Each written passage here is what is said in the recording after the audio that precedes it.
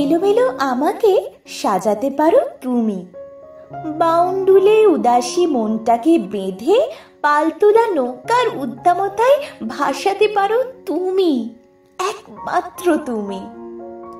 তোমাকে কাছে পাওয়া আমার বসন্ত দিন, শিমুল পলাশের সানন্দ ঘোষণা, কোকিলের কুহু গান, হাওয়ায় শরীরে এক অদ্ভুত শিহরণ, সব মিলে যেন এক নতুন কাব্যের প্রস্তাবনা।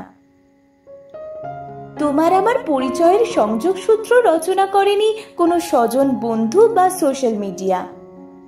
হাজার মানুষের ভিড়ে তোমাকে চিনে নিয়েছিলাম আমি।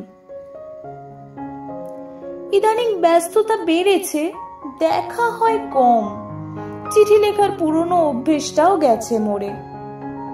তুমি কথা দিয়েছিলে, তাই বসন্ত দিনে নিয়ম করে পাঠাও রঙিন চিঠি।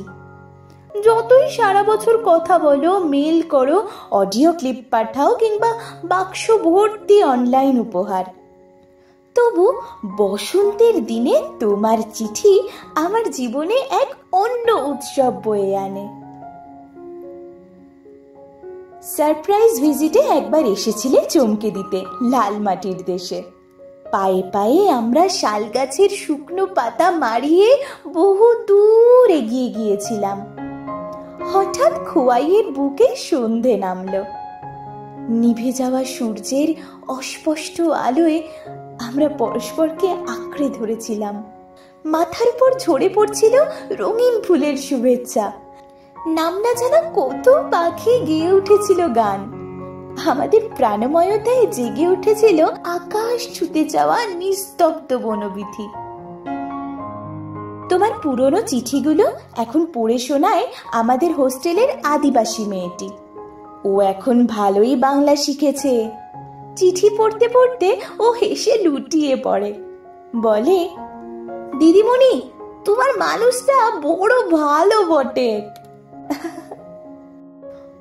অস্ত্রোপচারের পর সেদিন আমার চেক আপ হলো। ডাক্তার কাকু জানালেন আমি নাকি চিকিৎসায় ভালো সাড়া দিচ্ছি। এভাবে সব ফেলে আর কতদিন বিশ্রামে থাকবো বলো? দুর্বৃদ্ধদের ছোড়া বোমায় হারাতে বসেছিলাম চোখ।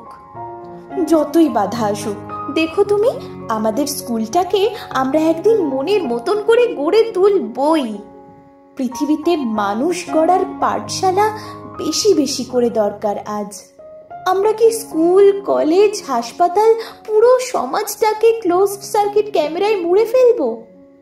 মানুষের চেতনার উপর বিশ্বাস হারিয়ে শুধুই কি প্রযুক্তিকে আলিঙ্গন করব?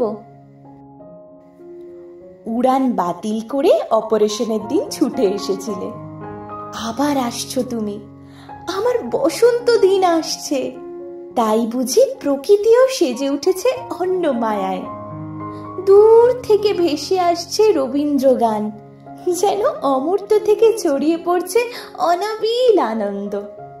আমার মুগ্ধতা ছুঁয়ে তোমার কবিতা। তুমি আসছো, অন্ধকার মুছে বসন্ত দিন আসছে। তুমি আসছো।